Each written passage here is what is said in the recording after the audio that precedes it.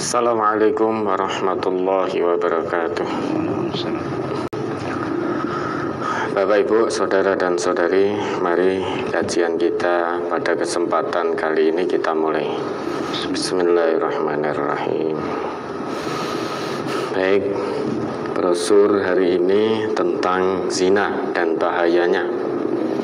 Ya, mudah-mudahan kita bisa memahami, mengamalkan sehingga terhindar dari perbuatan yang keji ini.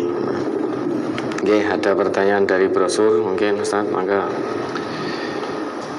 ada beberapa pertanyaan dari brosur di halaman 2. An Nabi Hurairah 'anil Nabi sallallahu alaihi wasallam qala Kutiba ala bani adama nasibuhu minaz zina mudrikun dzalika la mahalata fal ainani zinahuman nadaru wal uzunani zinahumal istima'u wal lisanu zinahul kalam wal yadu zinahal batsu wal rijlu zinahal khuta wal qalbu yahwa wa yatamanna wa yusaddiqu zalikal farju wa yukazzibuhu. Rawahu Muslim. Dari Abu Hurairah, dari Nabi sallallahu alaihi wasallam, beliau bersabda, telah ditetapkan pada anak cucu Adam bagian dari zina. Ia pasti mengalaminya dan tidak mungkin bisa menghindar. Kedua mata, zinanya adalah melihat. Kedua telinga, zinanya adalah mendengarkan. Lisan, zinanya adalah ucapan. Tangan, zinanya adalah memegang. Kaki, zinanya adalah melangkah. Dan hati, zinanya adalah berkeinginan dan berangan-angan dan kemaluan membenarkan hal itu atau mendustakannya. Hadis riwayat Muslim. Mohon dijelaskan hadis tersebut, apakah onani termasuk zina? Atas penjelasannya kami ucapkan terima kasih. Dalam hadis itu sudah sangat jelas ya, bahwa anak Adam ini tidak mungkin bisa menghindar dari yang namanya perbuatan zina. Zina apa? Hadis ini mengandung ya, zina majazi dan zina hakiki.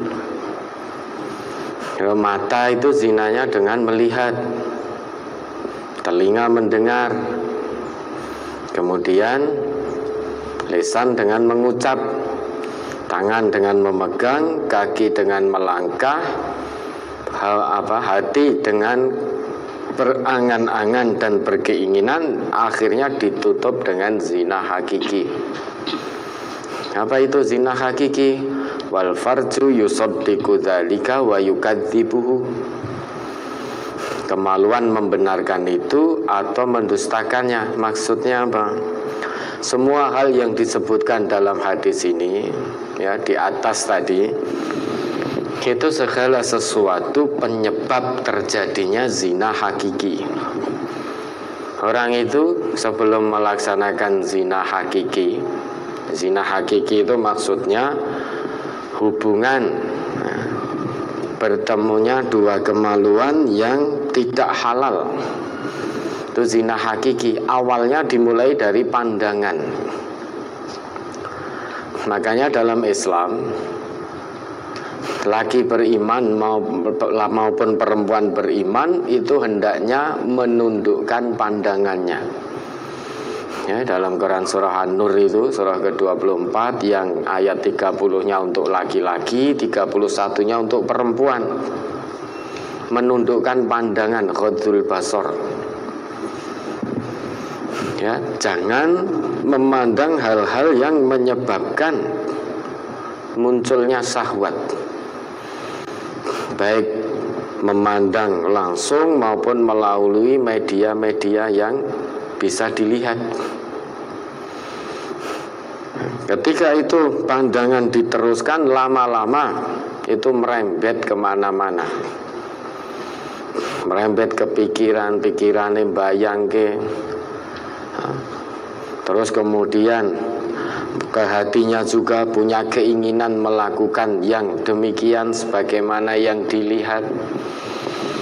Kemudian ucapannya juga ya, berbicara dengan lawan jenis dengan ucapan-ucapan yang vulgar, pornografi, menjurus, sehingga menimbulkan syahwat. Kemudian diikuti dengan perbuatan tangannya, megang-megang lawan jenis, atau kalau laki-laki megang perempuan yang tidak halal. Termasuk ini yang ditanyakan tadi, alistimna, itu onani.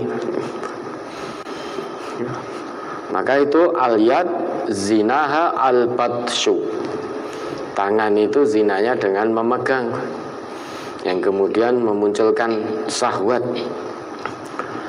Awalnya onani, lama-lama kurang marem, akhirnya kepingin coba-coba, kemudian melakukan perbuatan zina hakiki, berhubungan intim dengan lawan jenis yang tidak halal, yang bukan pasangan halalnya. Nah, kemudian terjerumus dalam zina hakiki. Kalau saudara ya, sudah punya keinginan nikah, dorongan nafsu sangat kuat, Islam punya solusinya. Ya ma'syarus syabab, man istata'a minkumul ba'ah fal yatazawwaj. Ya, hei para pemuda, jika kamu sudah punya keinginan dan siap untuk menikah, maka segera menikah, jangan ditunda-tunda. Karena menikah itu apa? Menikah itu bisa membantumu menjaga pandanganmu, ya, menjaga kemaluanmu. Kalau belum bisa, maka dengan puasa, karena puasa itu ahsan lil faraj, bisa menjaga kamu dari zina hakiki tadi. Maka dengan puasa bisa menjadi benteng hawa nafsumu, bisa menjadi perisai hawa nafsumu. Menikah tidak perlu onani, menikah ya, karena onani biar bagaimanapun dalam hadis ini disebut waliyad zinaha al-batshu, maka menikah. Ikuti aturan Islam ini, solusi yang diberikan oleh Nabi.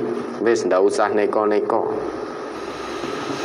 ndak usah neko-neko ya. Nah, bagaimana biar tidak terjerumus dalam perbuatan-perbuatan yang seperti ditanyakan ini? Jangan sering menyendiri, jangan sering termenung, jangan sering melihat hal-hal yang diharamkan oleh Allah dan juga Rasul. Jangan melihat yang tidak baik, karena fungsi mata itu bukan hanya sekedar untuk melihat.